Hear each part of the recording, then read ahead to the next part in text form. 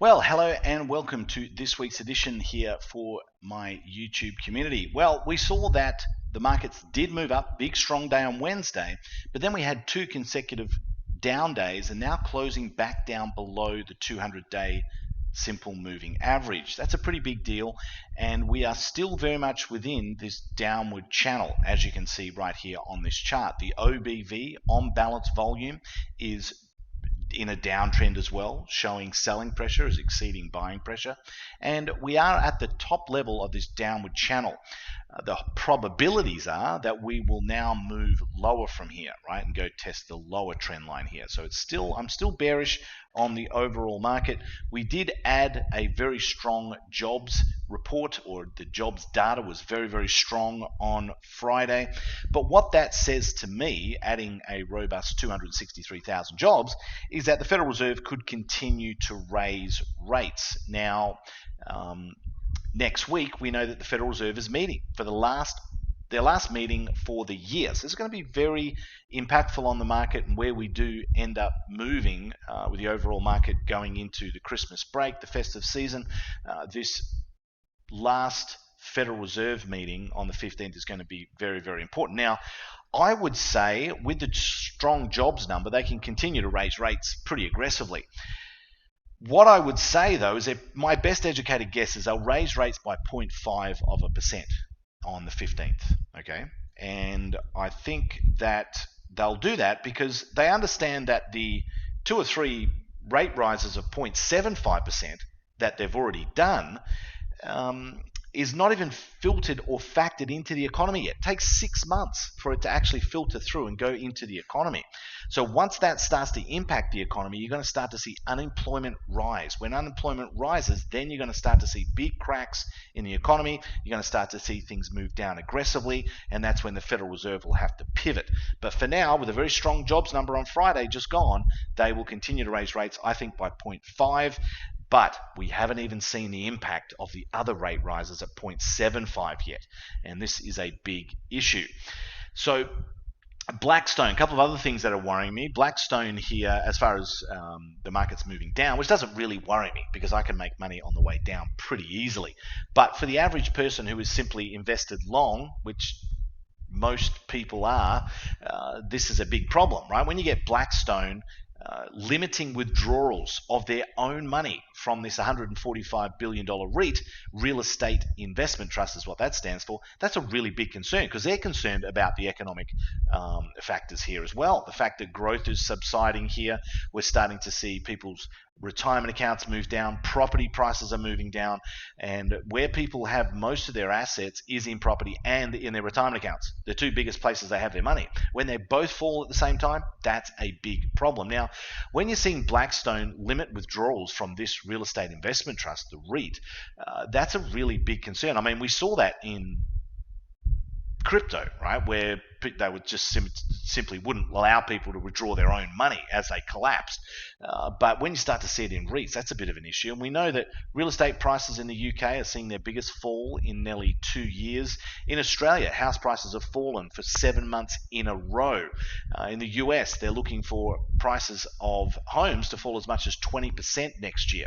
So you're starting to see prices fall as well in real estate, as well as people's retirement accounts fall, as well as the fact that all these interest rate rises that they're doing haven't fully been factored into the markets yet. 900 more a month when experts say Reserve Bank of Australia rate rises will end.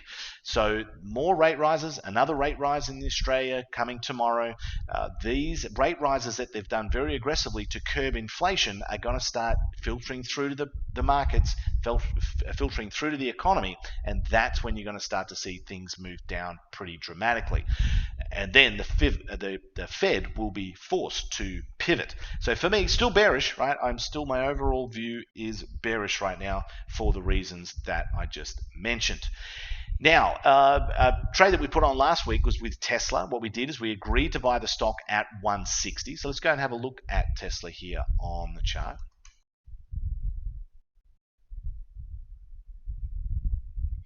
Okay, so we saw that Tesla had a pretty big move down. Now, I do a real value calculation here of what the actual real or intrinsic value of Tesla is.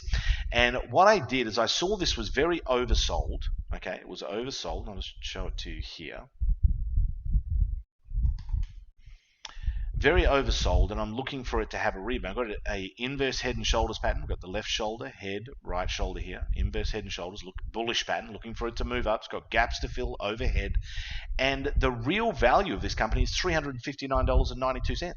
It was at the time trading at $182. Now it's trading over $200 or just under $200. So that's a significantly undervalued company. So what I do is I do the Warren Buffett strategy where I agree to buy the stock at a discount. I choose the price that I want to buy the stock for. I get paid day one, $815 in this case, 5.1% return. And in this case, the stock has actually moved up. So we could close the trade out right now for a $370 profit for every 100 shares we're agreeing to buy, about 2.5% return in a week. Pretty good deal. But we're going to hold this position. I like it because one of two things is going to happen come the 20th of January. It's going to be above 160 or below 160. Can't do anything else. So if it is above 160, where it currently is, we'll keep the $815. We don't have to buy the stock, and it's just money for doing nothing. If it does finish below 160, we buy Tesla, which is massively undervalued. We wanted to buy it anyway, but we're just determining the price that we buy it for at 160. And we still keep the $815. Pretty good deal. Now, another company that I want to use the same strategy on is MicroStrategy, right? MSTR is the ticker or the symbol. And you can see right now that this stock is trading at $206.94, right? But you can see this significant support level here, right? Very significant support level trading at $206.04. Now, my real value calculation, intrinsic value calculation on this, what it should be worth as a minimum, is $315.04. So while it's trading at $206 and I value it at $315.04, it's undervalued by well over $100. So when it's like that, I love the opportunity to go ahead and sell put options.